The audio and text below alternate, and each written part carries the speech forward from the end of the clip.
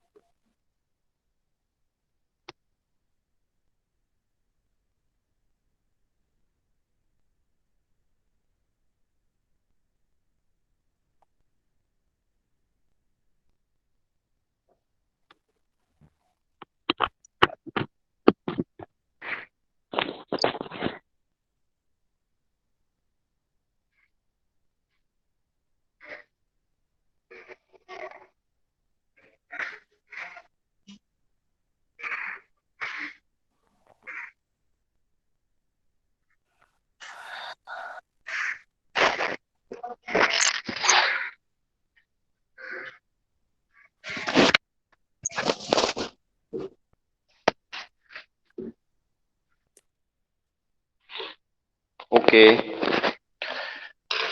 आज तो बहुत बच्चे आ गए भाई। 21।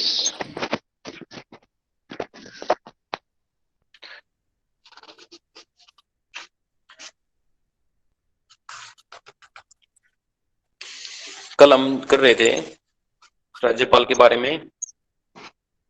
राज्यपाल के बारे में हमने किया था कल, और एक लड़के का अभी मैसेज आया है कि वो बोल रहा है, सर एक बार वित्तीय शक्ति रिपीट कर देना। तो राज्यपाल की वित्तीय शक्तियों में हम मान सकते हैं कि जो धन बिल है,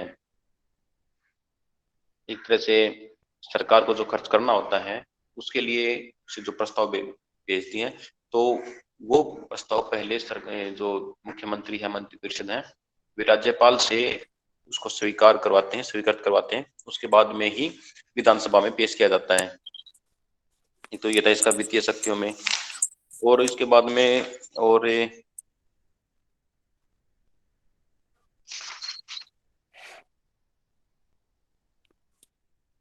जो बजट पेश होता है जो हर साल जो बजट पेश होता है, वो भी पहले स्वीकृत कराया जाता है राज्यपाल से, उसके बाद में विधानसभा में पेश किया जाता है। और उसके बाद में राज्य की आकस्मिक निधि, कंटीजेंसी फंड, आकस्मिक निधि, जो कि ऐसा ऐसा फंड होता है जो कभी कोई अनजाना में अचानक कोई खर्च पड़ता है, करना पड़ जाए, तो ऐसा जो फंड है, जो अलग एक मतलब अलग जगह पे रखा होता है, अलग इसमें रखा होता है, कंटीजेंसी फंड बोलते हैं इसको। और ये फंड इसलिए जमा किया जाता है कि भाई कोई भी अगर ऐसी कोई आपदा या कोई अचानक कोई खर्च करना पड़ जाए, ठीक है, तो उसके लिए इसे खर्च कर सकते हैं, और ये राज्यपाल के नियंत्रण में ही रहता है। तो वित्तीय शक्तियों में तीन चीजें होगी। एक तो ये धन विधेयक जो पेश किए जाते हैं वो राज्यपाल की स्वीकृति से पेश किए जाते हैं। दूसरा, बजट पेश होता है वो भी राज्यपाल की स्वीकृति के द्वारा ही पेश होता है। और तीसरा है आकस्मिक निधि। आकस्मिक निधि जो है वो भी राज्यपाल के अंडर में ही रहती है। तो ये थी इसकी वित्तीय शक्तियां। उसके बाद में है, इसमें अलग अलग हेड दिए गए हैं कि राज्यपाल की वास्तविक स्थिति क्या है आज के समय में। और दूसरा एक हेड है कि परिवर्तित राजनीतिक परिदृश्य में राज्यपाल की भूमिका, कि जो जब हमारा देश आजाद हुआ है उससे लेकर आज तक राज्यपाल की भूमिका में क्या क्या बदलाव आए हैं, उसकी शक्तियों में क्या क्या बदलाव आए हैं, उसके फैसला जो करता है या जो निर्णय लेता है राज्यपाल, उसमें कौन कौन से बदलाव देखे गए हैं, वो इसमें देखेंगे हम। तो सबसे पहला है, ये जो है इसमें वास्तविक जो स्थिति के बारे में जो पूछ रखा है, वो जो आपकी परिदृश्य है, परिवर्तित राजनीतिक परिदृश्य है, उसके अंदर ही ये भी आता है। तो हमें करेंगे परिवर्तित राजनीतिक परिदृश्य में राज्यपाल की भूमिका, इसके अंदर ही जो पहले वाला पॉइंट आपका वो भी इंक्लूड होता है सारा सारा। सबसे पहला है, सबसे पहले हम ये देखते हैं कि राज्यपाल की, जब भी हमारा देश आजाद हुआ उससे लेके 20-25 सालों तक सेंटर में भी कांग्रेस की सरकार रही थी और जो राज्य हैं उनमें भी कांग्रेस की सरकार होती थी। तो सेंटर में भी उसी दल की सरकार, राज्य में उसी दल की सरकार। तो इससे क्या होता था कि आपस में किसी तरह के विवाद नहीं होते थे, किसी तरह के विवाद नहीं हुआ करते थे, दोनों जगह पे एक जैसी सरकार थी, ठीक चल रहा था काम। लेकिन 15-20 सालों में जो राज्य थे उनमें अलग दल की सरकारें बननी शुरू हो गई थी, मतलब कि नए नए दल पैदा हो गए और उन दलों ने प्रचार किया और उनकी सरकारें बनना शुरू होगी। तो 1967 में लगभग 8 या 9 राज्यों में विपक्षी दल की सरकार आ गई थी। तो उसमें क्या होता है कि जब सेंटर में सरकार अलग है और राज्यों में अलग सरकार है, तो जो केंद्र की जो इच्छाएं हैं, केंद्र जो चाहता है कि भाई राज्य में भी हमारा ही शासन चले, हमारी ही जो बात हम कहें वही मानी जाए, तो वो नहीं हो पाता फिर उस टाइम पे। वो केंद्र के द्वारा जो जो अपनी इच्छाएं हैं वो उन पर थोपी नहीं जा सकती, क्योंकि वहां पे अलग दल की सरकार है। तो इससे क्या हुआ कि जो केंद्र सरकार थी उसने आर्टिकल 356 का आधार बनाकर, आर्टिकल 356 का आधार बना के उन राज्यों पर यह आरोप लगाया कि ये राज्य संविधान के अकॉर्डिंग काम नहीं कर रहे हैं, ठीक है, इनके फेल हो चुके हैं, इनकी जो राजनीतिक जो संचालन हो ठीक से नहीं हो रहा है, ठीक, इसलिए हमें इनकी जो सरकार है उसको हटा के राष्ट्रपति शासन लगाते हैं। तो राष्ट्रपति शासन तभी लगाया जाता है जब वहां पे राज्यपाल उसके लिए सिफारिश करता है कि भाई हाँ ये बात सही है, यहाँ पे सिस्टम सही नहीं चल रहा है, तो इसलिए आप राष्ट्रपति शासन लगा दीजिए इन राज्यों में, ठीक है। तो इसलिए कहने का मतलब है कि स्टार्टिंग में बिल्कुल ठीक ठाक चल रहा था, लेकिन बाद में जब स्टेट्स में अलग दल की सरकार बननी शुरू होगी तो उसके बाद में फिर इस तरह के विवाद, मतलब राज्यपाल की जो भूमिका थी उस पर सवाल उठने लगे, क्योंकि राज्यपाल केंद्र सरकार के अंडर में ही काम करता था, क्योंकि केंद्र सरकार के अंडर में ही, क्योंकि जो केंद्र सरकार कहती या राष्ट्रपति कहता वही राज्यपाल को करना होता था। तो इसलिए एक तरह से कठपुतली बन गई थी के तरह काम कर रहा था राज्यपाल, और फिर इसकी जो भूमिका है उस पर सवाल उठने लगे थे। तो सबसे पहला है ये तो था इसका एक तरह से परिदृश्य है उसका। और अब पॉइंट टू पॉइंट हम देखेंगे कि क्या क्या फर्क पड़े, पहले क्या था और आज कैसे काम कर रहे हैं, पहले निर्णय कैसे होते थे और आज निर्णय कैसे हो रहे हैं। तो सबसे पहला है मुख्यमंत्री की नियुक्ति के संबंध में। मुख्यमंत्री की नियुक्ति के संबंध में राज्यपाल की शक्ति है कि मुख्यमंत्री को नियुक्त कर सकता है, लेकिन ये उसमें दिया गया है, संविधान में मेंशन किया गया है कि राज्यपाल अपनी मर्जी से किसी भी व्यक्ति को मुख्यमंत्री नहीं बना सकता है, क्योंकि जिस जिस दल का बहुमत है विधानसभा के अंदर, मान लीजिए चुनाव हुए हैं, विधानसभा बन के आई है नहीं, उसमें जिस दल का बहुमत है उस दल के जो नेता उस दल का, उसी को मुख्यमंत्री वो नियुक्त करेगा।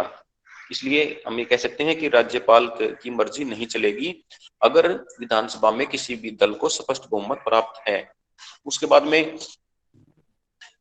जैसे हम ये देखते हैं जो हमने बताया है कि स्पष्ट बहुमत होने के बाद में 2014 में बीजेपी सरकार को 47 सीटें मिली थी 90 में से, ठीक है, 45 से ज्यादा थी, 47, तो स्पष्ट बहुमत था। इसलिए जो आपके उस समय के जो राज्यपाल थे कप्तान सिंह सोलंकी, उन्होंने खट्टर जी को मुख्यमंत्री बनाया था, नियुक्त किया था, क्योंकि ये बीजेपी जो दल था उसके नेता थे।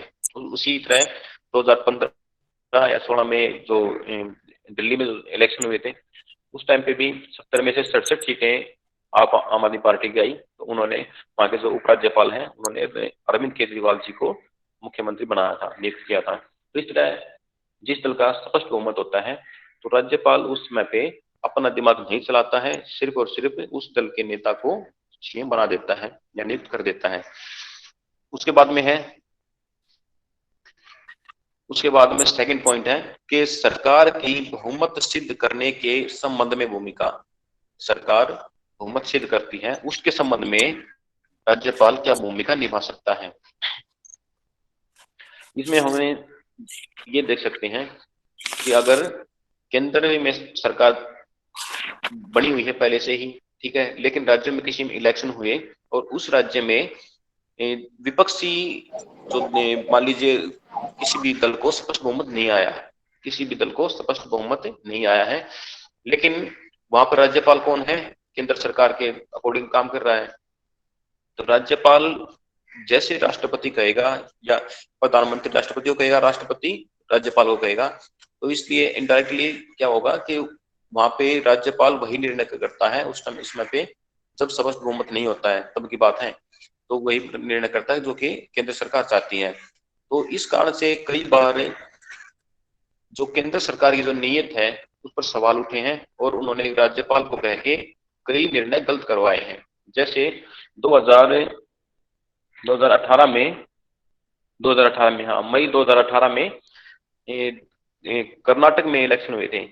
2018 में मई में इलेक्शन हुए कर्नाटक में, तो वहां पर किसी भी दल को स्पष्ट बहुमत नहीं मिला, स्पष्ट बहुमत किसी भी दल को नहीं मिला। तो राज्यपाल के सामने में मतलब कंफ्यूजन की स्थिति आ गई, कोई किस दल को मतलब इसमें बहुमत सिद्ध करने के लिए कहे किस दल को, तो उसमें क्या था कि सबसे बड़ी पार्टी थी बीजेपी, वहां पर बहुमत के नजदीक जो पार्टी थी वो थी बीजेपी, लेकिन जो अन्य जो पार्टियां थी वो दो तीन पार्टियां जो थी उन्होंने मिलकर एक संगठन बना लिया, गठबंधन कर दिया उन्होंने, और गठबंधन करने के बाद में वे पार्टियां स्पष्ट बहुमत को पार कर गई। तो लेकिन फिर भी राज्यपाल ने केंद्र सरकार के कहने पे या राष्ट्रपति के कहने पे बीजेपी पार्टी को चांस दिया कि भैया बहुमत सिद्ध करो, और बहुमत सिद्ध करने का जो समय था वो काफी लंबा समय दे दिया, 15 से 20 दिन।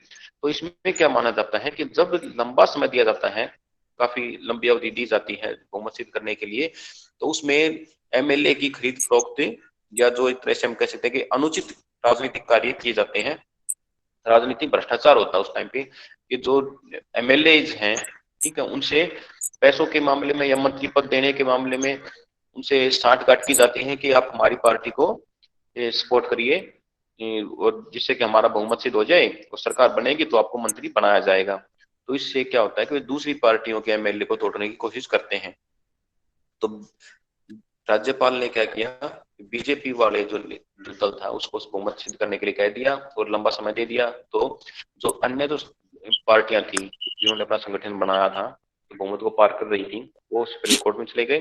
सुप्रीम कोर्ट ने ये कहा कि इतना लंबा समय नहीं दे सकते, ठीक है, आप 2 दिन के अंदर ही बहुमत सिद्ध करिए, अगर आपके पास बहुमत है तो आप 2 दिन में भी सिद्ध कर सकते हो, ठीक है। तो फिर ये कहने के बाद में जो बीजेपी नेता जो थे बीजेपी दल के, उन्होंने इस्तीफा दे दिया क्योंकि उनके बस की बहुमत सिद्ध करना था ही नहीं, ठीक है। और उसके बाद में फिर कांग्रेस की गठबंधन वाली सरकार बनी थी वहां पे। इसी तरह एक दो राज्यों में और भी हुआ था। तो कहने का मतलब क्या है कि जब स्पष्ट बहुमत आया हो किसी दल का तो कोई दिक्कत नहीं है, राज्यपाल अपना दिमाग नहीं चलाता, अपना दिमाग यूज नहीं करता है और वो सीधा सीधा उसी बहुमत वाले दल को बना लेता है वहां सीएम। लेकिन जब स्पष्ट बहुमत नहीं आता है तब उसके सामने अपने जो दिमाग चलाने का आता है उसका, और फिर वो अपने हिसाब से काम करता है। तो उसमें कई बार वो गलत निर्णय भी या एक तरह से पक्षपाती निर्णय भी ले लेता है, ठीक है, जो तो उसको नहीं करना चाहिए था। उसके बाद में है सरकार को भंग कराने के संबंध में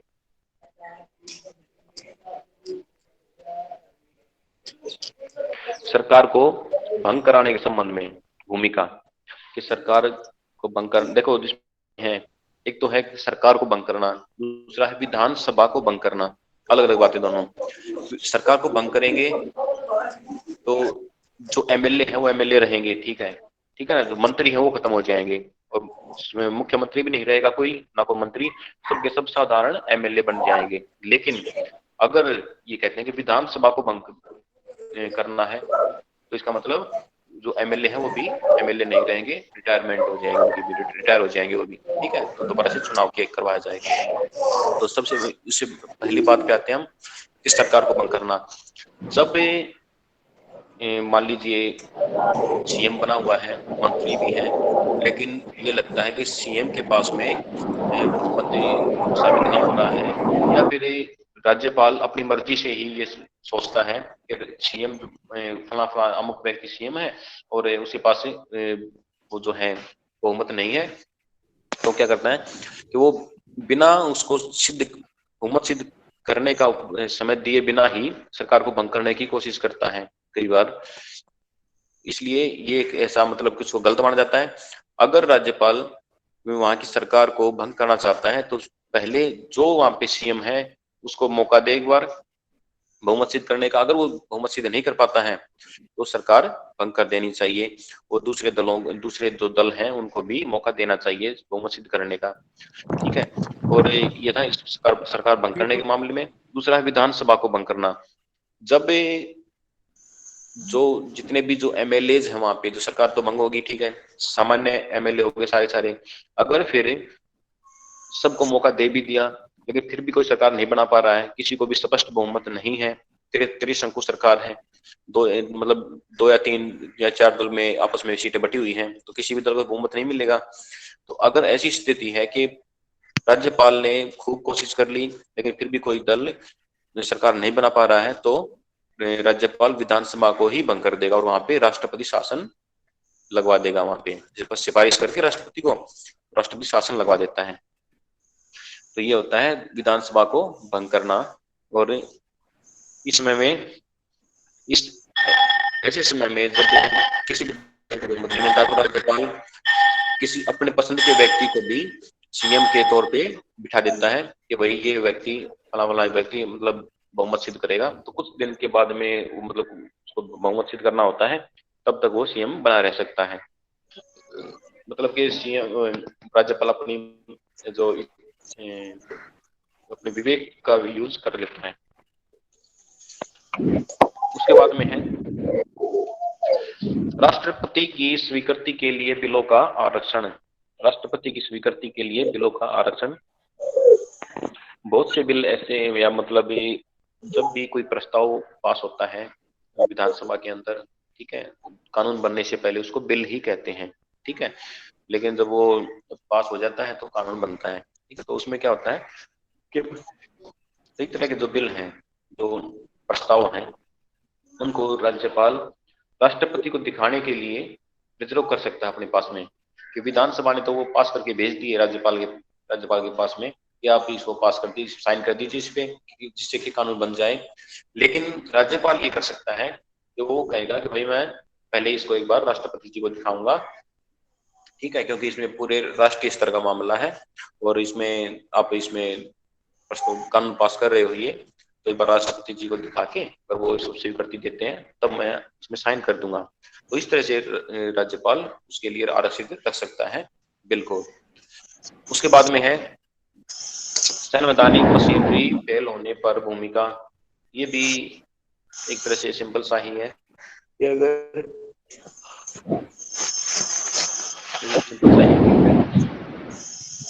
इसमें क्या होता है कि अगर सरकार ढीला चल रही है और ये किसी गठबंधन की सरकार थी लेकिन गठबंधन टूटने के कगार पे है और उसके बाद में फिर सरकार नहीं चल पाएगी क्योंकि कोई भी गुंजाइश नहीं है सरकार बनने की, किसी के दल के पास बहुमत नहीं है, या फिर कोई आंतरिक कोई विद्रोह हो गया है राज्य के अंदर, जिससे जिससे कि वहां के जो सीएम से वहां की संभल में नहीं आ रही है, वो संभाल नहीं पा रहा है वहां की उस राज्य की स्थिति को।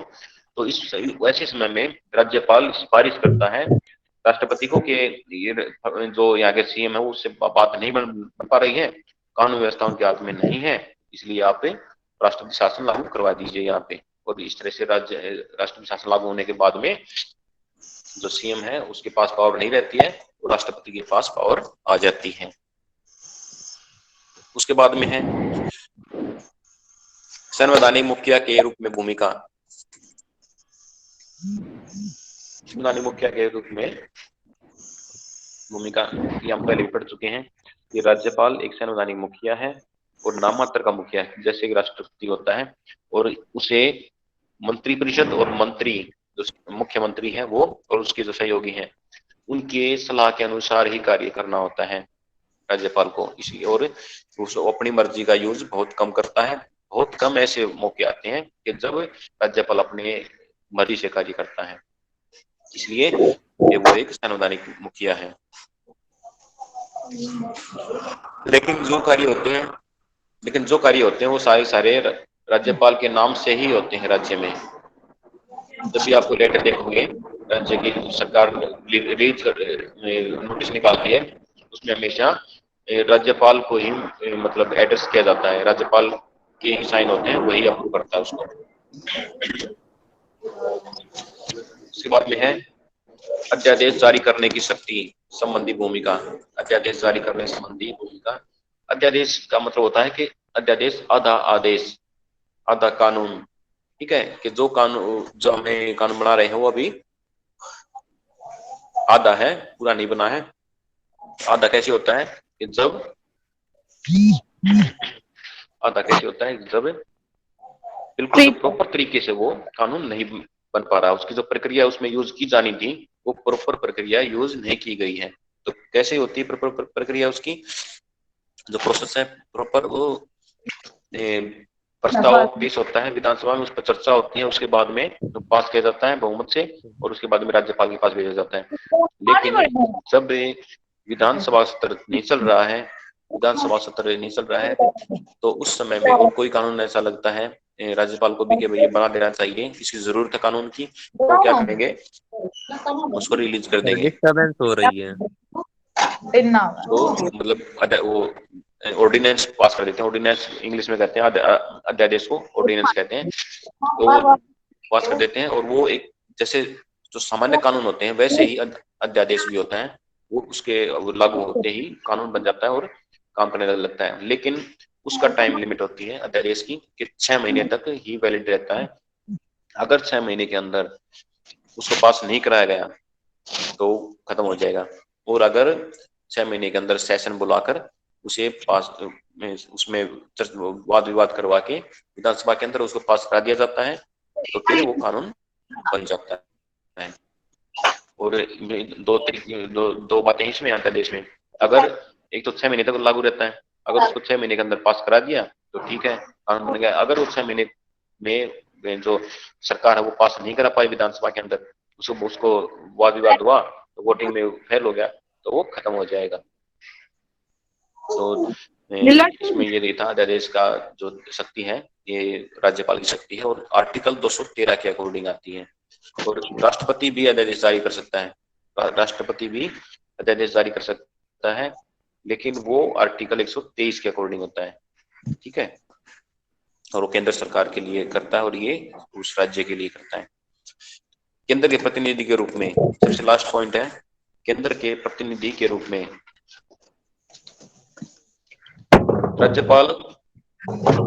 राज्यपाल का चुनाव नहीं होता है। हमने देखा था क्यों नहीं होता है, क्योंकि अगर राज्यपाल का चुनाव होगा तो राज्यपाल किसी के दबाव में नहीं रहेगा, क्योंकि जनता ने उसे बनाया है तो जनता के प्रति उत्तरदायी होगा।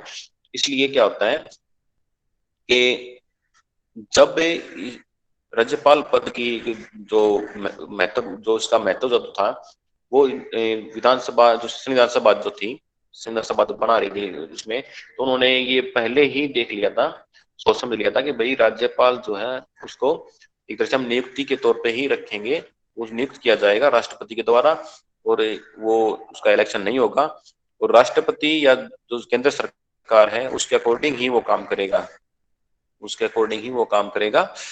लेकिन कभी अगर स्टेट जो है वो हमसे अलग होने की कोशिश करता है या उसमें जो सीएम है वहां के या जो मंत्री हैं वो गलत काम कर रहे होते हैं, संविधान के अनुसार नहीं चल रहे होते हैं, तो उस समय पे हम राज्यपाल को पावर देके और वहां का शासन अपने हाथ में ले सकते हैं, जिससे कि हमारे भारत की एकता जो है वो बनी रहे, ठीक है। और कोई भी काम होता है राज्य के अंदर तो उसकी सूचना राज्यपाल को तो होगी, क्योंकि उसने साइन करने हैं उस कानून के ऊपर। तो जो सरकार है, केंद्र सरकार, उसको सारी सारी जानकारियां मिल मिल रही होती हैं। उसमें केंद्र सरकार को सारी जानकारियां मिल रही होती हैं, और वो समय समय पर जो भी है, मतलब एक तरह से राज्यपाल केंद्र सरकार के लिए आंखों का और कानों का काम करता है। देखता भी रहता है हर चीज और सुनता भी रहता है कि क्या हो रहा है राज्य में। ये सारी सारी चीजें केंद्र सरकार को पता होती हैं, इसलिए राज्यपाल केंद्र का एक एजेंट के तौर पे काम करता है। ठीक है, ये था आपका राज्यपाल का। राज्यपाल के बारे में होने के बाद में अभी है उसके बाद राज्य राज्य की मंत्री परिषद। ठीक है, राज्य की मंत्री परिषद। मंत्री परिषद में कौन कौन आता है? मुख्यमंत्री और मंत्री सारे, मुख्यमंत्री और सारे सारे मंत्री। अब मंत्रियों के भी अलग अलग लेवल हैं, मैंने आपको बताए थे जब हमने केंद्र सरकार के बारे में पढ़ा था। मैंने बताए थे कि 3 स्तर के मंत्री होते हैं। कैबिनेट मंत्री फर्स्ट फर्स्ट रैंक वाले, फिर राज्य मंत्री सेकंड रैंक, और एक होते हैं उप मंत्री। उप मंत्री जो थी ये व्यवस्था जो इसमें आजकल नहीं होते हैं, आजकल सिर्फ 2 ही तरह के मंत्री होते हैं, फर्स्ट रैंक वाले कैबिनेट मंत्री और राज्य मंत्री। ठीक है, तो इसमें मंत्री परिषद में कौन कौन से आएंगे? मुख्यमंत्री और मंत्री परिषद, उसके मतलब उसके जो मंत्री हैं वो आएंगे। तो इसके बारे में पढ़ेंगे। तो इसमें राज्य के मंत्री परिषद का निर्माण, राज्य के मंत्री परिषद का निर्माण कौन करता है? पहले ही पढ़ा हमने कि राज्यपाल बहुमत का, जिस दल का बहुमत है उस दल के नेता को मुख्यमंत्री के तौर पे नियुक्त करता है, और वो मुख्यमंत्री अपने विश्वास पात्रों को जो कि जीत कर आए हैं विधानसभा में, उनको, जो उसके विश्वास पत्र हैं, उनको मंत्री बनाता है कि भाई ये लोग मेरे साथ में मिलकर काम करेंगे और पूरे पूरे डिपार्टमेंट को संभालेंगे, अपने अपने डिपार्टमेंट को संभालेंगे। ठीक है, तो इसमें बहुत सारे, इसमें आपकी बुक में एग्जाम्पल दिए गए हैं कि टाइम टू टाइम कौन कौन से राज्य में कौन कौन सी सरकारें बनी। ठीक है, और उन्होंने कैसे कैसे शपथ ली और कैसे कैसे उन्होंने मंत्री बनाए थे अपने। उसके बाद में है जब मुख्यमंत्री अपनी पूरी लिस्ट बना के मंत्रियों की, भाई ये मेरे मंत्री बनेंगे 10 या 12। ठीक है, इसमें भी एक कंडीशन है, इसमें कंडीशन है और वो कंडीशन ये है कि जो टोटल एमएलए हैं किसी स्टेट में, मान लीजिए हमारे हरियाणा में 90 हैं, यूपी में 500 हैं। ठीक है, तो अलग अलग स्टेट में जनसंख्या के हिसाब से एमएलए की संख्या भी अलग अलग होती है। तो उसमें क्या है कि जो जितने एमएलए हैं टोटल, मान लीजिए हमारे हरियाणा में है 90, तो 90 में से हम सिर्फ 15% ही मंत्री बना सकते हैं, मंत्री परिषद होगी, 15% से ज्यादा नहीं होगी।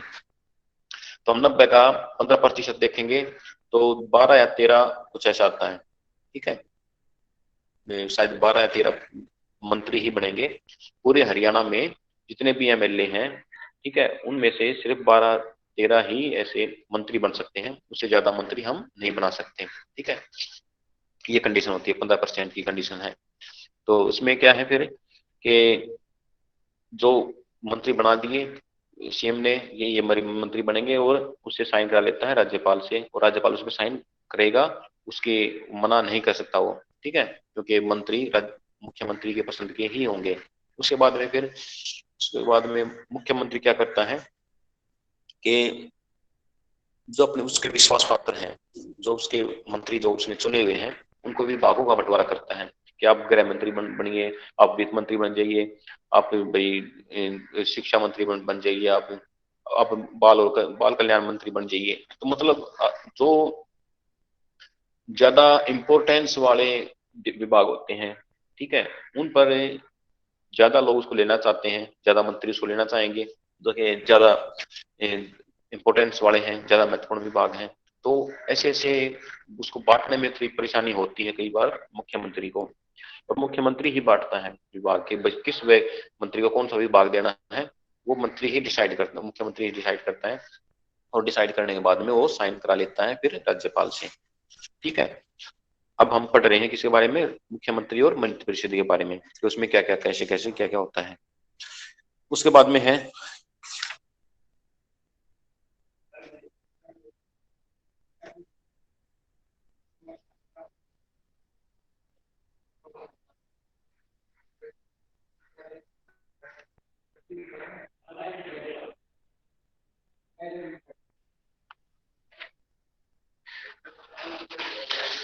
वेतन और भत्ते। वेतन कितना मिलता है मुख्यमंत्री को और मंत्रियों को, ठीक है। तो इसमें एक ध्यान देने वाली बात है कि हर राज्य के जो मंत्री और मुख्यमंत्री हैं उनको अलग अलग वेतन मिलता है। वे अपने हिसाब से ही अपना वेतन बनाते हैं, ठीक है। जब विधानसभा जो है जिस राज्य की, वो अपने आप बिल पास करती है और अपने मंत्रियों और अपने एमएलए और अपने मुख्यमंत्री, उनकी जो सैलरी है वो फिक्स करती है। जैसे हमारे हरियाणा में जो मंत्री जी हैं और मुख्यमंत्री हैं वो 60,000 रुपये लेते हैं, ठीक है। और दूसरे तेलंगाना के 4.5 लाख लेते हैं, जो कि राष्ट्रपति के बराबर है लगभग, ठीक है। तो और दूसरे आंध्र प्रदेश में भी शायद इतने इसी हिसाब से हैं। तो कहने का मतलब ये है कि अलग अलग राज्य में मुख्यमंत्री और मंत्री अपनी अलग अलग सैलरी लेते हैं, ठीक है। वो राज्यों के हिसाब से होता है, कौन सा राज्य कितनी लेता है, ये अलग अलग है सबका। उसके बाद में मंत्रियों का वर्गीकरण। मंत्रियों का वर्गीकरण या कितने प्रकार के मंत्री होते हैं हम पहले बता चुके हैं कि 3 तरह के मंत्री होते हैं, कैबिनेट मंत्री, राज्य मंत्री और उप मंत्री, ठीक है। कैबिनेट मंत्री जो सबसे हाईएस्ट क्वालिटी के जो मंत्री हैं, फर्स्ट रैंक वाले मंत्री। उसके बाद में आता है राज्य मंत्री, ठीक है। जो छोटे विभाग होते हैं उनके राज्य मंत्री बनाए जाते हैं। और जो उससे और जो उप मंत्री हैं वो इन जो फर्स्ट और सेकंड रैंक वाले जो मंत्री हैं उनके साथ में मिलके उनका सहयोग करते हैं, ठीक है। वो होते हैं उप मंत्री, ठीक है। उप मंत्री, राज्य मंत्री, कैबिनेट मंत्री, ये तीनों जो एमएलए हैं उनमें से ही बनाए जाते हैं। मान लीजिए हरियाणा में 90 एमएलए हैं तो 90 में से ही बनाए जाएंगे, लेकिन टोटल कितने बनेंगे, बस 12 ही बनेंगे, 15%, ठीक है। 15% बनते हैं। और 15% के हिसाब से अगर 500 मान लीजिए टोटल एमएलए हैं यूपी के, तो उसमें उसका 15% कितना होगा, उसके हिसाब से 75 या 80 जो भी है, ठीक है, वो उसके एमएलए 75 ही बनेंगे, उससे ज्यादा नहीं बनेंगे फिर। उसके बाद में है सदस्य संख्या। एक तो हम एक उससे पहले हम मंत्री परिषद का उत्तरदायित्व। मंत्री परिषद का उत्तरदायित्व, पार्लियामेंट्री सिस्टम जहां भी है, पार्लियामेंट्री या संसदीय प्रणाली जहां भी है, ठीक है, तो वहां पे ये होता है कि जो मंत्री परिषद है वो विधानसभा या विधानमंडल के प्रति उत्तरदायी होती है, ठीक है। मान लीजिए जैसे हम मान सकते हैं कि जो 90 एमएलए हैं हमारे, ठीक है, 90 एमएलए हैं हरियाणा में, तो जो उसमें से 12 मंत्री बने हैं, तो जो 12 मंत्री हैं और मुख्यमंत्री ये मिलकर जो 12-13 लोग हैं, ये 90 लोगों के प्रति उत्तरदायी हैं। वे 90 लोग इनसे सवाल पूछ सकते हैं, वे इन पर दबाव डाल सकते हैं, ठीक है। वे जिस हिसाब से कहेंगे उस हिसाब से इनको चलना होता है, ठीक है। लेकिन कई बार ऐसा होता है कि जो मंत्री बनते हो तो जिस बहुमत की जो दल है, जिस दल का बहुमत है, ठीक है, उसी के बनते हैं, तो वे दबाव में जल्दी से नहीं आते। और जैसे मुख्यमंत्री या मंत्री कहते हैं वैसे ही उसकी पार्टी के अन्य जो एमएलए हैं वो वोट भी करते हैं और उसी के हिसाब से काम करते हैं, इसलिए ज्यादा दबाव नहीं आता है। लेकिन सामूहिक उत्तरदायित्व तो फिर भी बना रहता है कि अगर किसी मंत्री ने या किसी मंत्री के खिलाफ में अगर महाभियोग लाया जाता है, ठीक है, तो उसके या तो खुद इस्तीफा दे दे या मुख्यमंत्री इस्तीफा ले, उसका ठीक रहेगा। लेकिन अगर ऐसा नहीं होता है और जो विधान सभा है उसके खिलाफ में महाभियोग लाती है मंत्री के खिलाफ में भी, तो सारे सारे लोगों जितने मंत्री हैं सारे बर्खास्त हो जाते हैं और एक साधारण एमएलए ही रह जाते हैं उस समय पे।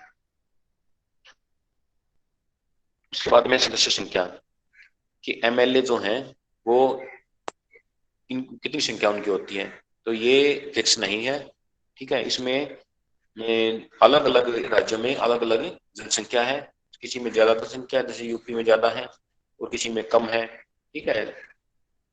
जैसे सिक्किम है, सिक्किम में बहुत कम है, और बहुत से ऐसे देश हैं जहाँ बहुत कम जनसंख्या है। तो इस तरह से जिस देश की ज्यादा जनसंख्या है उस देश में एमएलए की सीटें ज्यादा हैं, जिस देश में एमएलए की जो संख्या कम है उसमें एमएलए की सीटें भी कम है, ठीक है। उसके बाद में है संयुक्त उत्तरदायित्व, संयुक्त मंत्रिमंडल। संयुक्त मंत्रिमंडल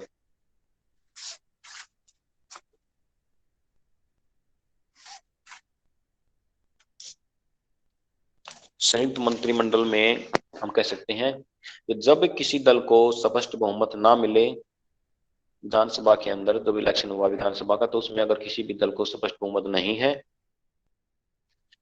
ठीक है, 50% से ऊपर किसी की सीट नहीं है, तो उसमें क्या होगा कि कुछ दल मिलकर सरकार बनाएंगे, तो उससे उसको क्या कहेंगे हम, संयुक्त मंत्रिमंडल।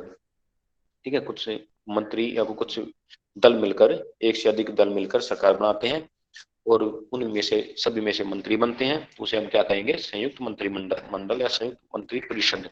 ठीक है, और वो फिर हम बना के सरकार और काम करते हैं, उसको गठबंधन सरकार भी कहते हैं, गठबंधन वाली सरकार भी उसको कहा जाता है। मंत्रिपरिषद की शक्तियां एवं कार्य हैं। कौन कौन सी शक्तियां हैं मंत्रिपरिषद की और कौन कौन से कार्य हैं? तो सबसे पहला है प्रांतीय शासन की नीति का निर्धारण। जब ये सरकार बन जाती है तो उसके बाद में क्या क्या शक्तियां उनको मिल जाती हैं, ये देखेंगे हम। सबसे पहला है प्रांतीय शासन की नीति का निर्धारण, कि उस राज्य में जिस में सरकार बनी है, उस राज्य में कौन कैसे काम चलाया जाएगा, कौन कौन से नए कानून बनेंगे, ठीक है, और कौन कौन सी नीतियां आएंगी, ये सारी इनका निर्धारण किया जाता है। उसके बाद में है नीति को क्रियान्वित करना, कि जो कानून बनाया है उसको इम्प्लीमेंट भी करते हैं, कार्यपालिका का ही काम होता है, और मंत्रिपरिषद और ये कार्यपालिका का ही रूप है सारा, तो ये कार्यान्वित करते हैं। विभिन्न विभागों में तालमेल, मतलब कि जो अलग अलग विभागों के अलग अलग मंत्री होते हैं, तो सब मंत्रियों में जो आपके मुख्यमंत्री है वो तालमेल भी बनाकर रखते हैं।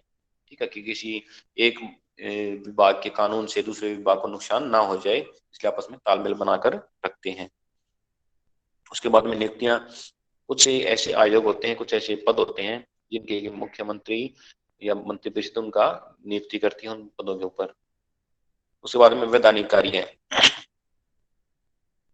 वैधानिक कार्यों में जो प्रस्ताव पेश किए जाते हैं विधानसभा के अंदर, ये मंत्री भी उनमें वोट करते हैं और ये खुद ही प्रस्ताव पेश करते हैं, मतलब खुद ही बिल पेश करते हैं, और उसके ऊपर वाद विवाद होता है, वो वोटिंग होती है, उसके बाद ही वो कानून बन पाता है। ठीक है, तो कहने का ये मतलब ये है कि मंत्रिपरिषद के लोग ही या मंत्री ही बिल पेश कर सकते हैं, जिसको कि सरकारी विधेयक कहा जाता है। अगर कोई मंत्रियों से अलग कोई व्यक्ति बिल पेश करता है तो उसको प्राइवेट बिल कहा जाता है, निजी बिल कहा जाएगा उसको। उसके बाद में वित्तीय कार्य है, बजट की तैयारी करते हैं, और